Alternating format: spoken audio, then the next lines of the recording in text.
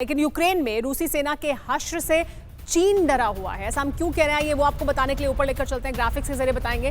Taiwan को चीनी हिस्सा बनाने का मकसद बदला है। रूसी सैन्य बलों के खराब प्रदर्शन के बाद चीन भी डरा हुआ है। चीन को ऐसा लगता है कि जिस तरह से प्रतिबंध लगाए गए हैं रूस के ऊपर और उन प्रतिबंधों का असर अभी ये कहा जा रहा है कि अगर अभी नहीं दिखाई दे रहा है तो कुछ समय में दिखाई देगा।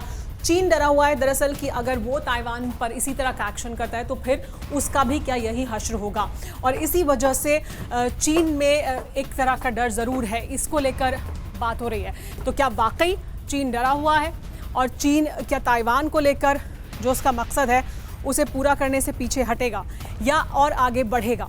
क्योंकि ये लगातार बात हो रही है। रूस की खस्ता अर्थव्यवस्था ने भी चीन को डराया है।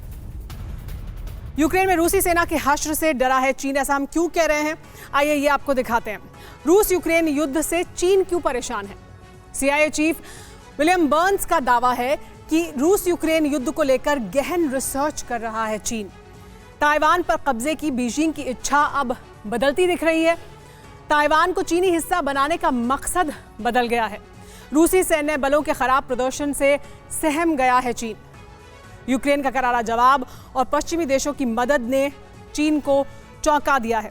रूस की सेना यूक्रेन में फंसी हुई है। चीन इससे भी चिंतित है। हमले के 2 हफ्ते बाद रूसी सेना की 4000 से ज्यादा मौतों से जिनपिंग परेशान है और लगातार गहन चर्चा और रिसर्च की जा रही है इस युद्ध को लेकर, क्योंकि चीन का जो भी मकसद ताइवान में है वो यहाँ से सबक लेना चाहते हैं, यहाँ से सीखना चाहते हैं कि रूस को क्या नुकसान हुआ है और किस तरह का नुकसान उन्हें हो सकता है कि अगर वो आगे बढ़ते हैं। और ये दावा विलियम बर्न्स की तरफ से किया गया है। लेफ्टिनेंट जनरल AK चौधरी साहब, चीन में रिसर्च ज़रूर हो रही है, लेकिन क्या डरा हुआ भी है चीन, या वो अपने मकसद को बदल सकता है ताइवान को लेकर जो कुछ अभी यूक्रेन में चल रहा है उसको देखते हुए? सुमारा, जो ये बात चल रही है, ये आप एक चीज़ और ध्यान रखें कि चीन के अगेंस्ट एक तरह का साइकोलॉजिकल कैंपेन भी साथ में चल रहा है। चीन एक बहुत बड़ा देश और स्ट्रांग देश है और इनके पास सारी बखूबी इतने equipment, latest state of the war equipment हैं। तो इसलिए ये कहना कि चीन डर गया है वो गलत होगा। लेकिन चीन हमेशा से, आज से नहीं कई सालों से जो स्ट्रैटेजी है उसको इवॉल्व करता रहता है, उसके ऊपर एनालिसिस करता रहता है। वे उनकी स्ट्रॉन्ग पॉइंट है उनका। तो इसलिए ये जरूरी नहीं है कि ताइवान को वो अभी जरूर ही कैप्चर करेगा। ये this is a part of psychological campaign which is going on. तो इसलिए वो बात सही मुझे नहीं लगता है।